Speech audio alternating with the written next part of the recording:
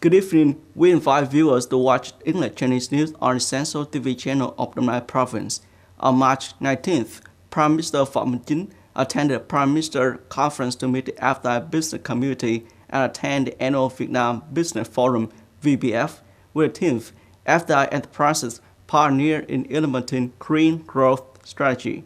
The event is jointly organized by the Ministry of Planning and Investment of Vietnam, the World Bank Group (WB), and International Finance Corporation (IFC). The forum listened to presentations from foreign business associations in Vietnam such as BridgeCharm, ArmCharm, CoCharm, JCCI, EuroCharm, and etc., assess the great potentials and opportunities for cooperation in the Vietnam market, and recommends that the government, Prime Minister, Vietnamese ministry, and agencies have solutions to further improve the business investment environment. Green growth orientation is the key to ensuring successful implementation of the goals of the 10-year social-economic development strategy for the period 2021-2030, create opportunities for Vietnam to continue its innovation momentum, accelerate the transformation of the growth model in depth, promote quality, efficiency, and sustainability at the scale of the whole economy as well as the enterprise level. With a potential and geo-economic position in the global supply chain, Vietnam is facing a great opportunity in green growth to be able to transform, catch up, move along, surpass, take shortcuts, and create momentum for a leap forward in economic, social, and environmental development. The Office of the People's Committee of An Giang Province said that the provincial leaders have sent reports to the Ministry of Natural Resources and Environment on the situation of mineral management in the area. The report An Giang Provincial People's Committee said that locality has allocated and granted sand mine registration according to specific mechanism for contractors of highway projects in the Mekong Delta. But there are still shortcomings in the management of mineral exploitation, causing difficulties in statistics of reserve and loss of resources. On the other hand, recently the situation of landslides in the province is showing signs of increasing. River sand reserves are increasingly depleted.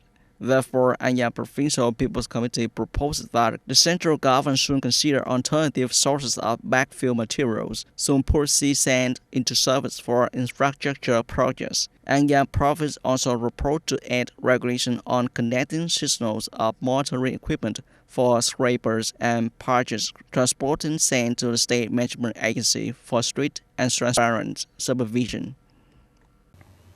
Ho Chi Minh City Real Estate Association has just proposed adding a group of landlords who are entitled to preferential loan support policies when self-building, renovating, or repairing rental houses suitable for each locality. The reason is boarding house owners are making important contributions to creating better quality accommodation for workers, laborers, and immigrants. In addition to preferential loan proposal, Ho Chi Minh City Real Estate Association also proposed to consider slightly reducing the flat tax rate of personal income tax currently applied to landlords because the personal income tax of 7% on revenue for boarding house owners is currently quite high and not really reasonable.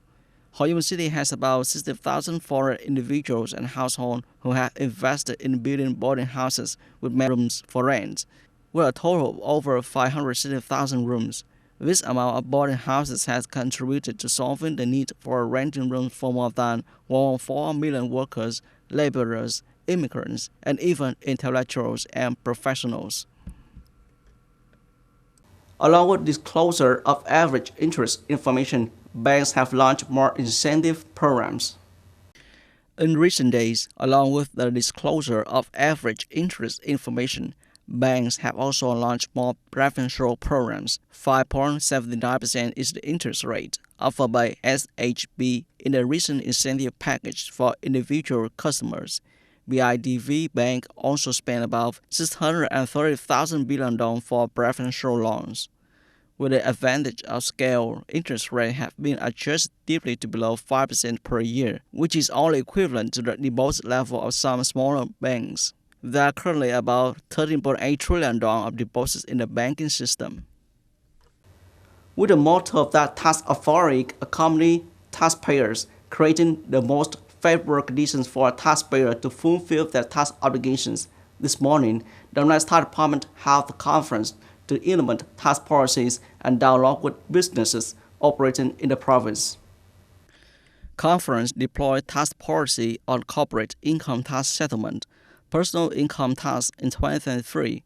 In particular, tax officials provide specific instruction and highlight the points to note when settling corporate income tax for 2023 tax period for businesses to avoid errors and penalties for late payment.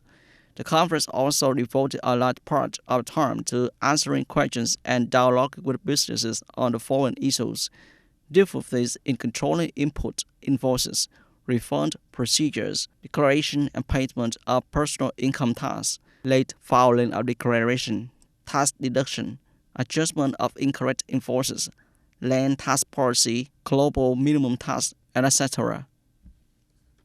Ms. Nguyễn Thị Thanh Mai, Chief Accountant of Cal Vietnam Limited Company, said, "We want to have more dialogues of this with the tax department, understand better and do the right thing." For many years, the tax department has always made efforts to perform well the role of tax administration in the province.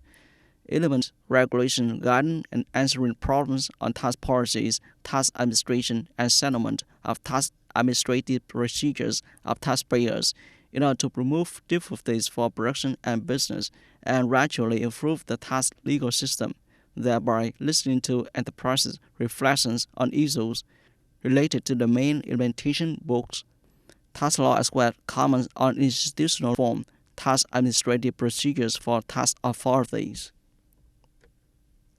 Mr. Nguyễn Văn Viện, Deputy General Director of the Tax Department, said, "The Tax Department will approach questions and answer them in accordance with regulation, functions, and legal tasks."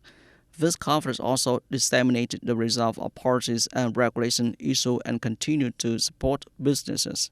Leaders of the tax department hope that in the coming time, if the businesses and taxpayers encounter difficulties in related tax procedures and have proposals, they should continue to reflect to tax authority so that tax industry can promptly grasp, guide, and settle in time.